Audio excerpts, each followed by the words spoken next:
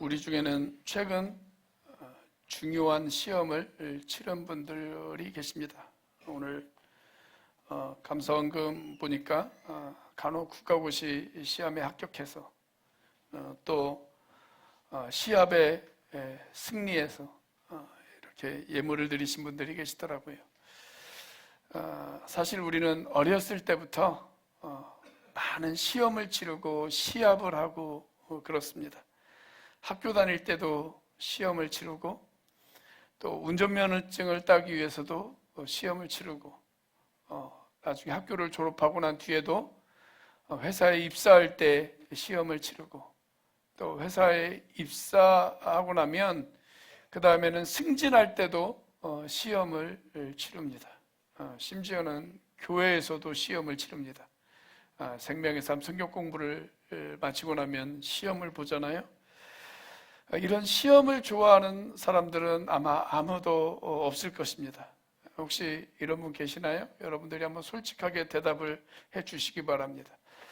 나는 학교 다닐 때 시험 치를 생각만 하면 너무 가슴이 설레고 두근거려서 밤에 잠이 오지 않을 정도로 시험 볼 것을 기다렸습니다. 이런 분들 있으면 한번 손 들어보세요. 다행히 아무도 없네요. 그럼 질문 하나 더 던져보도록 하겠습니다. 이렇게 즐겁지 않은 시험이니까, 시험은 우리를 즐겁지 못하게 만드니까 이 세상에서 시험은 영원히 사라져야 된다, 이렇게 생각하시는 분들 한번 손 들어보시기 바랍니다. 가끔 이렇게 손을 들어서 저를 당황하게 만드는 분들이 계시는데 오늘 또 여전히 계시네요. 딱 이 한 분만 빼고 여기에 계신 다른 모든 분들은 두 가지의 성경적 원리에 동의를 하신 겁니다. 우리 유라 목녀님은 성경적 원리를 동의하지 않으시고 다른 모든 분들은 아주 지극히 정상적인 분이십니다. 그래서 아주 중요한 두 가지의 성경적 원칙을 동의를 하신 거예요. 첫 번째 원칙은 뭐냐면 시험은 아무도 좋아할 수 없다라고 하는 것입니다. 거기엔 동의하시죠? 시험은 아무도 좋아할 수 없습니다. 자, 그러나 그러함에도 불구하고 시험은 반드시 필요하다라고 하는 것입니다. 시험은 반드시 필요하다. 시험이 왜 필요할까요? 우리가 시험을 통해서 내 실력을 평가해 볼 수가 있어요. 그리고 내가 부족한 부분이 무엇인지를 확인할 수가 있습니다. 그래서 그 부족한 부분들을 잘 보충하면 나의 실력이 향상되어집니다. 나를 더 성숙시켜줍니다. 그래서 시험은 필요합니다. 하나님이 우리에게 주시는 시험도 마찬가지입니다. 하나님이 주시는 시험이라고 할지라도 그 시험은 나를 힘들게 합니다. 나를 괴롭게 합니다. 때로는 그 시험 때문에 내 눈에서 눈물이 나올 수가 있습니다. 내 가슴을 찢어놓는 그런 고통이 주어질 수도 있습니다. 그러나 그 시험은 나에게 필요합니다. 왜냐하면 시험을 통해서 우리는 성숙을 이룰 수 있기 때문에 그렇습니다. 시험이 없다면 결코 우리는 성숙할 수가 없습니다. 그것이 하나님이 우리에게 시험을 주시는 이유입니다. 자, 하나님께서 나를 성숙시키기 위해서 나에게 시험을 주신다면 마귀도 우리에게 시험을 줍니다. 그런데 마귀가 주는 시험은 나를 성숙시키기 위해서 주는 시험이 아니라 나를 무너뜨리기 위해서, 그리고 나를 파괴하기 위해서 시험을 줍니다. 자, 우리를 파괴하기 위해서 주는 마귀의 시험, 그 시험을 보면 이 마귀는 항상 세 가지의 무기를 가지고 접근할 때가 있습니다. 마귀는 과거나 현재나 그리고 앞으로도 계속적으로 이 세 가지의 무기를 가지고 저와 여러분들에게 접근할 것입니다. 자, 사탄의 그 세 가지의 무기를 예수님의 제자였던 사도 요한이 잘 정리해 놓았습니다. 자, 요한일서 2장 16절 말씀을 같이 한번 읽어보도록 하겠습니다. 시작. 세상에 있는 모든 것 곧 육체의 욕망과 눈의 욕망과 세상 살림에 대한 자랑은 모두 하늘 아버지에게 온 것이 아니라 세상에서 온 것이기 때문입니다. 자, 여기 보면 마귀의 세 가지 무게가 소개가 되어지고 있죠. 육체의 욕망, 눈의 욕망, 세상 살림에 대한 자랑. 이것을 우리에게 익숙한 개역개정 성경으로 보면 육신의 정욕, 안목의 정욕, 이생의 자랑, 이렇게 표현해 놓았습니다. 사탄이 인류의 처음 사람이었던 아담과 하와를 무너뜨릴 때에도 이 세 가지의 무기를 사용했습니다. 자, 창세기 3장 6절에 보면 사탄이 아담과 하와에게 접근하죠. 그리고 선악과 나무를 보여주면서 그 나무의 열매가 어떠했다라고 그렇게 이야기를 합니까? 먹음직도 하고 보암직도 하고 사람을 슬기롭게 할 만큼 탐스럽기도 한 나무였다. 그렇게 이야기를 합니다. 여기 먹음직도 하다, 이것은 육체의 욕망입니다. 보암직도 하다, 이것은 눈의 욕망이라고 이야기를 할 수가 있습니다. 안목의 정욕, 육신의 정욕, 안목의 정욕. 자, 슬기롭게 할 만큼 탐스럽기도 하다, 이것은 세상 살림에 대한 자랑, 즉 이생의 자랑이라고 이야기할 수가 있습니다. 안타깝게 아담과 하와는 이 시험에서 실패하고 맙니다. 그래서 죄가 세상에 들어왔고 그 결과 우리를 지배하게 되었습니다. 죽음이 우리를 지배하게 되었습니다. 자, 그런데 오늘 본문에 보면 이 사탄은 심지어 예수님에게마저 이 세 가지의 무기를 가지고 접근하는 것을 볼 수가 있습니다. 자, 그런데 둘째 아담이라고 불리는 예수님께서는 이 시험에서 승리하셨습니다. 승리를 거두셨습니다. 문제는 사탄은 지금도 포기하지 않고 이 세 가지의 무기를 가지고 저와 여러분들에게 접근한다라고 하는 것입니다.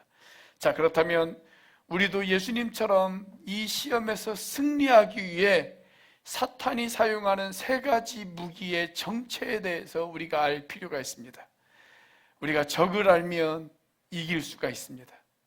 지피지기면 백전백승이다 라고 하는 말이 있지 않습니까? 자, 그렇다면 사탄이 사용하는 세 가지 무기의 정체, 그것은 과연 무엇일까요? 그리고 우리는 과연 어떻게 이길 수가 있을까요? 첫 번째 무기는 먹는 것의 시험입니다. 즉 육체의 욕망이라고 이야기할 수가 있습니다. 육체의 욕망. 자, 오늘 본문 1절 말씀과 2절 말씀을 같이 한번 읽어보겠습니다. 시작. 예수께서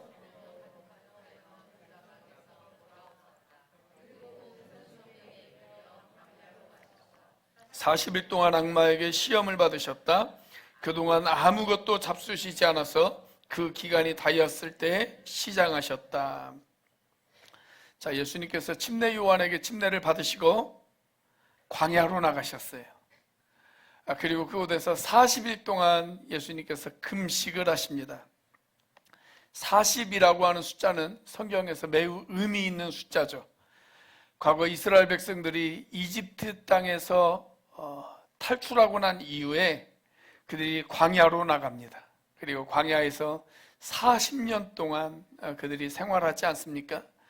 자, 예수님도 광야에서 40일 동안 금식하면서 그곳에서 지내셨습니다. 그때 사탄이 찾아와서 예수님에게 첫 번째 시험을 줍니다. 자, 오늘 본문의 3절 말씀과 4절 말씀입니다. 같이 한번 읽어보겠습니다. 시작. 악마가 예수께 말하였다. 내가 하나님의 아들이거든 이 돌더러 빵이 되라고 말해보아라. 예수께서 악마에게 대답하셨다. 성경에 기록하기를 사람은 빵만 먹고 사는 것이 아니다 하였다. 사실 예수님께서는 하나님의 본성을 가지신 분이시죠. 그분이 하나님이십니다. 자, 그래서 예수님께서 맘만 먹고 돌아 떡이 될지어다 라고 명령하시면 실제로 얼마든지 그것이 가능할 수 있었을 것입니다. 무에서 유도 창조하시는 분이 있는 것에서 있는 것을 만드는 것이 뭐가 어렵겠습니까? 얼마든지 그것이 가능했을 것입니다. 자, 그런데 일단 40일이라고 하는 기간을 예수님이 정하셨단 말이죠.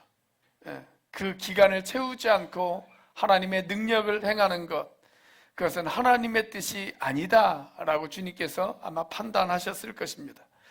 자, 그래서 예수님께서는 어떻게 이 시험을 물리치십니까?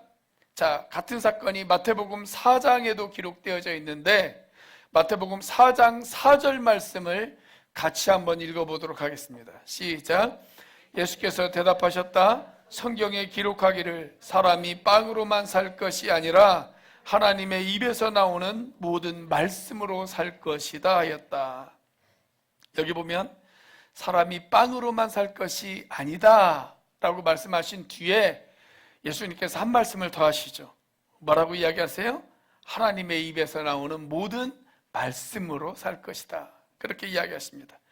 다시 말하면 예수님에게 있어서는 육체의 욕망을 해결하는 것, 그것보다 더 중요한 것이 있는데 그것이 뭐냐면 하나님의 말씀에 대한 순종이다 라고 하는 것입니다. 하나님의 말씀에 대한 순종이다. 여러분, 이스라엘 백성들이 광야에서 40년 동안 생활할 때 그들에게 가장 필요한 것 가운데 하나는 뭐였냐면 매일매일 먹을 양식입니다. 광야에 먹을 것이 어디 있어요? 그들이 광야에서 농사를 지어서 양식을 먹을 수가 없잖아요. 계속 이동을 해야 되는데. 그래서 그들에게 광야에서 가장 필요했던 것은 먹을 양식이었어요. 먹을 일용할 양식. 먹어야 살고 먹어야 힘을 내서 또 이 광야길을 그들이 걸어갈 수가 있지 않겠습니까? 자, 그때 하나님께서 이스라엘 백성들에게 어떻게 개입하셨어요? 그들이 하나님을 신뢰하고 하나님의 말씀에 순종하면 하나님께서 그들에게 먹을 것을 내려주십니다. 만나를 내려주시잖아요. 만나를. 자, 하나님께서 만나를 내려주셨는데 이스라엘 백성들에게 만나를 얼마만큼 내려주셨습니까? 하루 먹을 양만큼만 내려주셨습니다. 딱 하루치의 양, 그것만 내려주셨어요. 아마 이스라엘 백성들 마음 가운데 이런 마음을 품는 사람이 있지 않았을까요? 아니, 하나님이 이왕 주시려면 그냥 한꺼번에 다 주시지. 일주일 거 한꺼번에 주시면 얼마나 좋아. 그러면 하나님도 피곤하지 않고 우리도 피곤하지 않고 얼마나 좋아. 왜 서로 피차에 피곤하지 않는 방법이 있는데 하나님께서는 매일매일 일용할 양식만 주실까? 이런 불만을 가진 사람들이 있지 않았겠어요? 아마 저 같으면 틀림없이 그런 불만이 있었을 것입니다. 자, 그런데 만약 하나님께서 일주일 동안 먹을 양식을 다 주셨다라고 생각을 해보세요. 자, 그러면 이스라엘 백성들이 이번에는 무엇을 요구할까요? 1년치의 양식을 요구할 것입니다. 불편하게 왜 일주일씩 양 먹을 것만 줘? 1년 걸 한꺼번에 주시면 좋지. 막 그렇게 요구하는 사람들이 틀림없이 나왔을 거예요. 자, 그럼 1년치의 양식을 주셨다면 그 다음 이스라엘 백성들은 무엇을 요구할까요? 하나님, 내 평생 먹을 것 하나님이 책임져 주셔야 되지 않겠습니까? 제가 하나님 앞에 순종해서 저희들이 이집트 땅에서 나왔는데 제 평생 먹을 것 하나님 책임져 주셔야죠. 그렇게 요구하는 사람들이 틀림없이 나왔을 것입니다. 이것이 바로 타락한 인간의 본성입니다. 자, 그래서 예수님은 우리에게 무엇을 먹을까, 무엇을 마실까, 무엇을 입을까 걱정하지 말라라고 말씀하시면서 먼저 하나님의 나라와 하나님의 의를 구해야 된다라고 그렇게 이야기하십니다. 우리가 하나님의 말씀에 순종하는 것이 우선이라는 거예요. 그것이 우선이다. 먼저 우리가 가장 최우선적으로 추구해야 될 가치가 있다는 것입니다. 가치가 있다. 자, 그래서 예수님이 우리에게 가르쳐 주신 기도를 살펴보면 이렇게 예수님께서 우리에게 기도를 가르쳐 주셨잖아요. 하나님, 우리에게 일용할 양식을 달라고. 우리에게 일용할 양식을 달라고. 우리가 하나님의 말씀에 순종해서 하나님 나라의 가치를 위해서 우리가 살아간다면 오늘 필요한 것을 하나님이 오늘 채워주실 것이라고 그렇게 이야기하십니다. 자, 그러면 내일은 어떻게 할까요? 내일은 내일 또 기도하면 돼요. 내일 또 기도하면 돼요. 자, 그런데 그렇게 살기 위해서 우리에게 가장 필요한 것이 있습니다. 그게 뭐냐면 우리의 욕심을 다스리는 것입니다. 우리의 욕심을 다스리는 것. 자, 바울은 이 육체의 욕망, 이 물질의 유혹에서 벗어나기 위해서 그가 평생 배운 교훈이 하나 있다라고 그렇게 이야기합니다. 그 교훈이 뭐냐면 바로 자족의 교훈입니다. 자족의 교훈. 자, 빌립보서 4장 11절과 12절 말씀을 같이 한번 읽어보겠습니다. 시작. 내가 궁핍해서 이렇게 말하는 것이 아닙니다. 나는 어떤 처지에서도 스스로 만족하는 법을 배웠습니다. 나는 비천하게 살 줄도 하고 풍족하게 살 줄도 압니다. 배부르거나 굶주리거나 풍족하거나 궁핍하거나 그 어떤 경우에도 적응할 수 있는 비결을 배웠습니다. 여러분, 배부르다고 해서 다 좋은 것이 아니에요. 사람들이 왜 죄를 짓는지 아십니까? 등 따뜻하고 배부르니까 죄를 짓는 거예요. 자, 그러면 배고프면 다 좋냐? 아니에요. 배고프다고 다 좋은 것도 아닙니다. 사람들이 왜 죄를 짓는지 아십니까? 배고프기 때문에 죄를 짓는 것입니다. 사람들은 배불러도 죄를 짓고 배고파도 죄를 짓습니다. 그래서 중요한 것은 배가 부르냐, 배가 고프냐, 이것이 중요한 것이 아니라 내가 얼마나 내게 주어진 환경에 스스로 만족할 수 있느냐, 이것이 중요한 것입니다. 이 자족의 교훈을 배우면 우리는 욕심으로부터 자유로울 수가 있습니다. 욕심에서부터 자유로우면 사탄이 주는 물질의 유혹, 육체의 욕망, 우리가 그것을 이길 수가 있습니다. 그래서 나를 지킬 수가 있어요. 자, 주님의 말씀을 붙들고 자족하는 법을 배우실 수 있는 저와 여러분들이 되시기를 주의 이름으로 축복합니다. 자, 두 번째 시험, 사탄의 두 번째 무기. 두 번째 무기는 보는 것의 시험입니다. 보는 것의 시험, 즉 눈의 욕망. 개역 개정으로 이야기하자면 안목의 정욕이라고 이야기할 수가 있죠. 여러분, 예수님께서 광야에서 시험을 받으실 때 시험을 받으신 장소가 한 장소는 아니었던 것 같아요. 자, 각각 다른 장소에서 예수님께서 시험을 받은 것으로 보여집니다. 자, 첫 번째 시험이었던 돌을 떡으로 만들어라 라고 하는 이 시험은 유대 광야에서 받은 시험입니다. 유대 광야에서 받은 시험. 지금도 유대 광야에 가보면 아무것도 없어요. 그냥 돌만 있습니다. 돌만 있어요. 거기에서 받은 시험인 것 같아요. 자, 그리고 두 번째 시험인 보는 것의 시험은 소위 시험산이라고 불리어지는 곳에서 받은 것으로 그렇게 보입니다. 여러분이 성지순례에 가면 여리고에서 유대 광야로 나가는 길에 이 시험산이 보여요. 그렇게 높지 않아요. 해발 한 300m 정도 되어지는 그런 높이를 가지고 있습니다. 현재 이곳은 팔레스타인 지역에 속해 있는데 아랍 사람들은 이 산을 가리켜서 제벨 쿠른툴이라고 그렇게 이야기를 합니다. 제벨이라고 하는 말은 산이라고 하는 뜻이고 쿠른툴이라고 하는 말은 40일이라고 하는 이야기입니다. 40일. 그러니까 예수님이 40일 동안 금식 받으신 뒤에 시험 받으셨던 산이라고 하는 그런 의미입니다. 아마도 이 산 어디에선가 예수님께서 시험을 받으신 것으로 보입니다. 교회 전승에 의하면 이 산의 중턱에 수도원이 하나 있어요. 이런 수도원이 하나 있습니다. 이 수도원의 이름이 시험산 수도원이라고 불리우는 수도원입니다. 예수님이 태어나기 이전부터 이 수도원은 존재했습니다. 그리고 지금 있는 건물은 1874년에 지어진 그런 건물입니다. 지금도 여기에서 많은 수도사들이 수도를 하고 있습니다. 여러분들이 성지순례 가보시면 이곳까지 걸어서 올라가실 수가 있어요. 걸어 올라가시기 힘드신 분들은 케이블카를 타고 올라가시면 됩니다. 이 산 정상에 딱 서게 되어지면 여리고 시내가 한눈에 쫙 들어옵니다. 여리고라고 하는 이 도시는 우리가 보기에는 그렇게 아름다운 도시는 아니에요. 그런데 중동 지방에서는 야자수도 있고 그 중동 지방에서는 꽤 아름다운 도시입니다. 우리는 워낙 수풀이 우거진 그런 것들을 많이 보기 때문에 우리에게는 그렇게 썩 예쁘다 이런 느낌은 별로 안 드는데, 중동 지방에서는 그래도 꽤 아름다운 도시예요. 여러분, 이 여리고라고 하는 도시가 현존하는 도시들 가운데 가장 오래된 도시라는 것을 아십니까?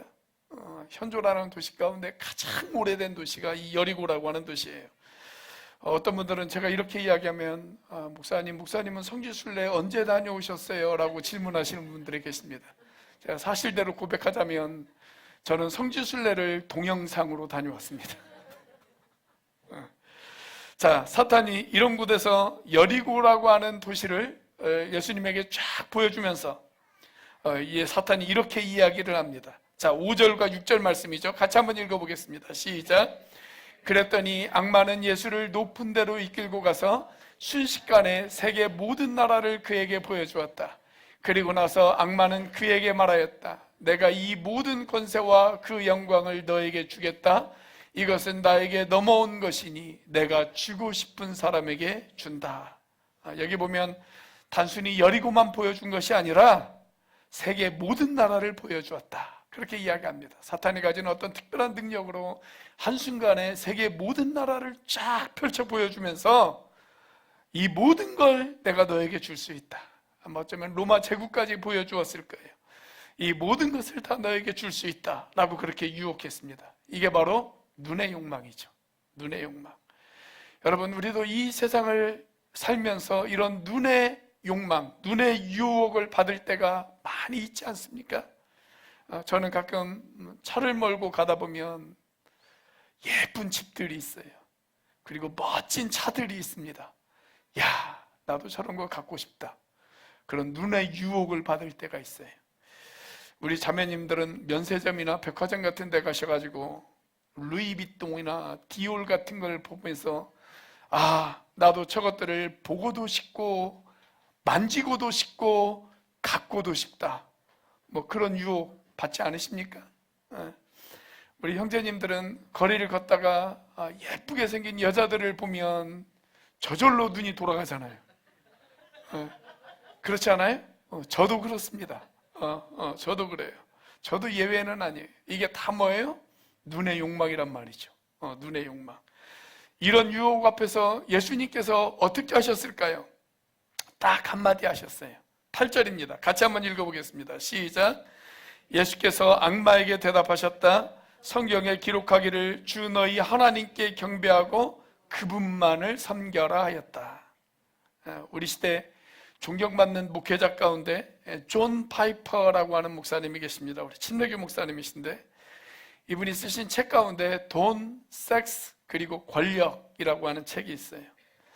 이 책에서 우리 눈의 욕망, 우리가 특별히 성의 유혹, 그것을 이길 수 있는 유일한 열쇠가 있다면 하나님께 우리가 올인하는 것이다. 그렇게 이야기합니다. 하나님께 올인하는 것이다. 하나님을 최고의 가치로 삼고 하나님을 즐거워하면 우리가 승리할 수 있다는 거예요. 승리할 수 있다. 자, 그런 승리를 경험하는 저와 여러분들이 되시기를 주의 이름으로 축복합니다. 자, 사탄의 세 번째 무기 무엇일까요? 높아짐의 시험입니다. 높아짐의 시험, 즉 세상 살림에 대한 자랑입니다.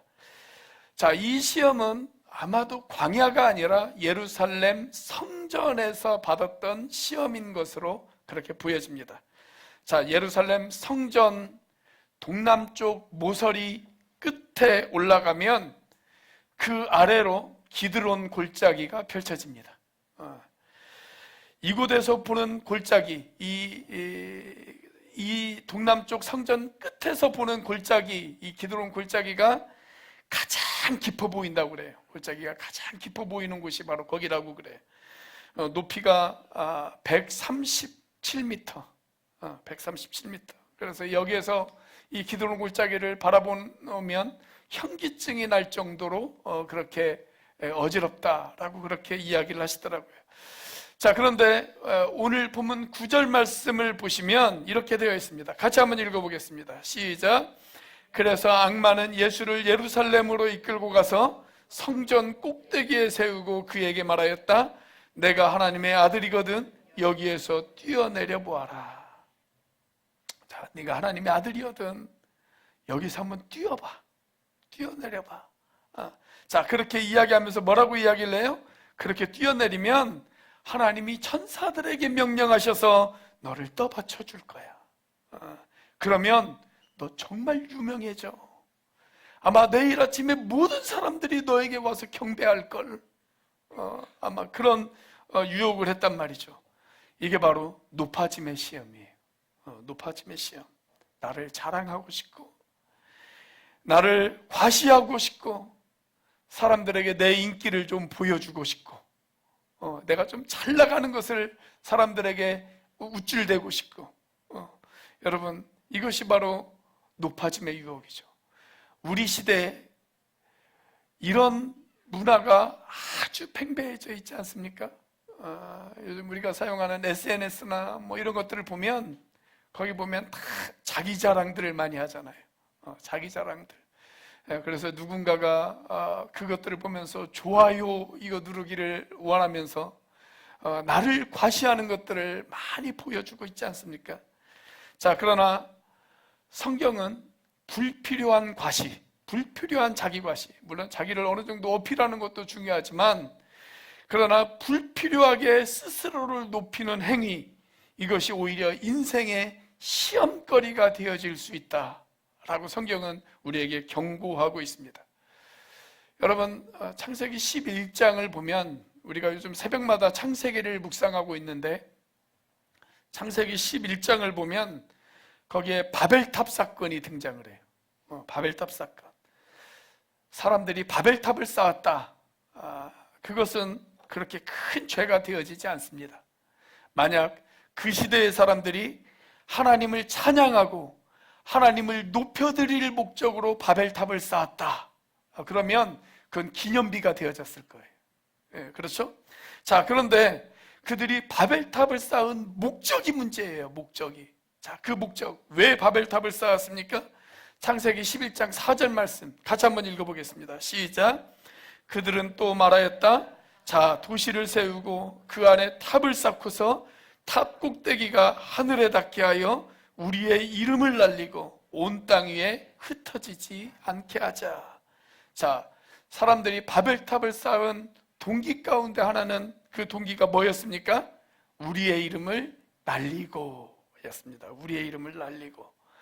사람이 이 땅에 존재하는 목적, 그것은 하나님을 영화롭게 하고 그리고 하나님을 높여드리기 위해서 이 땅에 존재합니다. 자, 그런데 하나님을 높여야 할 그 자리에서 하나님을 지워버리면 그 자리를 누가 차지할까요? 사람이 차지해요. 그리고 그것은 하나님에 대한 반역입니다. 하나님에 대한 반역. 자, 여기에 대한 예수님의 해결책, 이렇게 자기를 과시하고 싶고 자기를 드러내고 싶어하는 높아짐의 유혹, 이 유혹에 대한 예수님의 해결책은 무엇이었습니까? 12절 말씀입니다. 같이 한번 읽어보겠습니다. 시작. 예수께서 악마에게 대답하셨다. 성경에 기록하기를 주 너희 하나님을 시험하지 말아라 하였다. 이것이 예수님의 대답이었습니다. 자, 결국 오늘 본문에 등장하는 사탄의 세 가지의 무기, 이 세 가지의 무기를 무력화시킨 예수님의 무기가 있어요. 예수님의 무기. 자, 예수님은 두 가지의 무기를 사용하셨습니다. 두 가지의 무기. 자, 그 두 가지의 무기가 무엇이었을까요? 우리가 이 두 가지의 무기가 없으면 절대 우리도 시험에서 승리할 수가 없습니다. 그 두 가지의 무기가 뭐냐면 하나는 성령이고 하나는 성경입니다. 성령이고 성경입니다. 자, 오늘 본문의 1절 말씀을 우리가 다시 한번 읽어보도록 하겠습니다. 시작. 예수께서 성령으로 가득하여 요단강에서 돌아오셨다. 그리고 그는 성령에 이끌려 광야로 가셔서. 자, 예수님은 시험을 받기 전에 이미 성령에 충만하셨어요. 그리고 성령의 이끌림을 받아 광야로 나가셨어요. 여러분, 우리가 시험을 받더라도 내가 성령의 이끌리심이 있으면, 내 안에 성령의 이끌리심이 있으면 우리는 그 시험에서 승리할 수가 있습니다. 자, 그러나 성령께서 나를 이끄시지 않는다면, 우리는 작은 시험 앞에서도 쉽게 무너질 수밖에 없습니다. 저는 우리 온누리교회 모든 지체들이 성령의 이끌리심을 사모하는 그런 저와 여러분들이 되시기를 주의 이름으로 축원합니다. 2026년 한 해에는 하나님 나에게 성령의 충만함을 주세요. 성령의 이끌리심에 순종하는 인생이 되게 해주세요. 그렇게 결단하고 기도하시는 저와 여러분들이 되시기를 바랍니다. 자, 또 하나는 성경이죠. 성경. 자, 예수님은 사탄의 시험을 항상 말씀으로 물리치셨어요. 말씀으로 물리치십니다. 특별히 신명기에 있는 말씀을 가지고 예수님께서는 사탄의 3가지 유혹을 물리치십니다. 자, 첫 번째 시험에서 예수님이 말씀하셨던 사람이 빵으로만 사는 것은 아니다 라고 하는 이 말씀은 신명기 8장 3절에 나와 있는 말씀을 인용하신 것입니다. 자, 두 번째 시험에서 예수님이 하셨던 주 너희 하나님만 경배하고 그분만 섬겨라 라고 하신 말씀은 신명기 6장 13절 말씀을 인용하신 것입니다. 마지막 세 번째 시험에서 하셨던 주 너희 하나님을 시험하지 말라라고 하시는 이 말씀은 신명기 6장 16절 말씀을 인용하신 것입니다. 그러니까 예수님께서는 이 사탄의 유혹을 말씀으로 물리치셨어요. 말씀으로 물리쳤어요. 우리도 사탄의 유혹을 물리치기 위해서는 무엇을 알아야 할까요? 말씀을 알아야 합니다. 말씀을 알아야 돼요. 자, 그런데 매우 흥미로운 것 하나는 사탄도 말씀을 인용했다는 것입니다. 사탄도 말씀을 인용했어요. 세 번째 시험에서 성전 꼭대기에 예수님을 세우고 여기에서 뛰어내려라 라고 이야기한 다음에 사탄이 뭐라고 이야기를 해요? 그러면 하나님이 천사들에게 명하셔서 너를 떠받쳐 줄 거야. 그렇게 이야기를 하잖아요. 자, 그 말씀은 시편 91편 11절과 12절 말씀을 인용한 것입니다. 자, 그런데 사탄의 문제점이 하나 있어요. 그게 뭔지 아십니까? 사탄도 말씀을 인용하긴 인용하는데 말씀에 자꾸 무엇인가를 가감해요. 이게 사탄이 말씀을 인용하는 방법이에요. 말씀에 무엇인가를 가감해요. 첫 사람이었던 아담과 하와를 유혹할 때도 하나님은 선악과를 먹으면 반드시 죽는다 그러셨잖아요.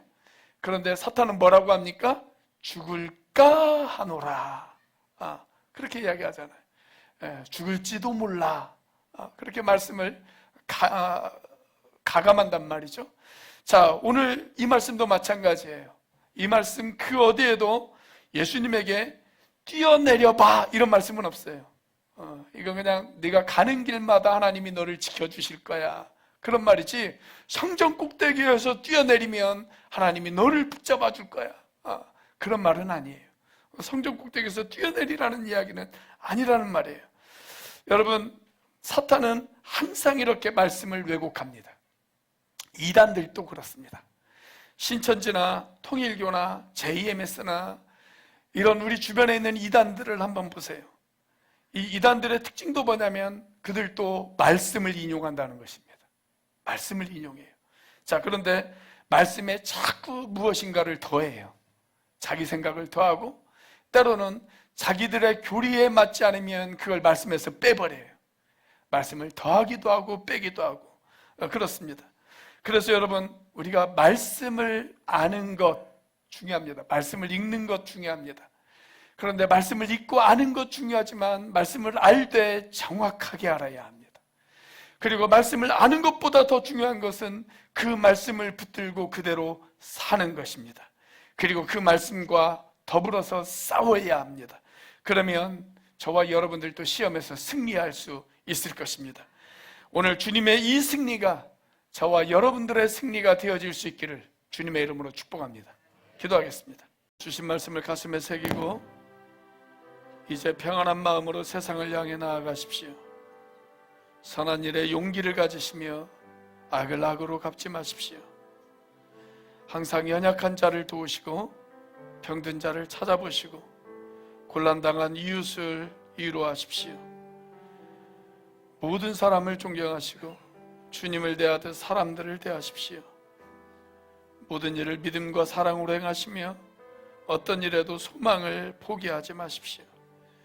그리고 거룩하신 성령께 순종하여 기쁨과 감사의 삶을 살아가십시오. 우리 하나님 아버지는 항상 여러분과 함께 하실 것입니다.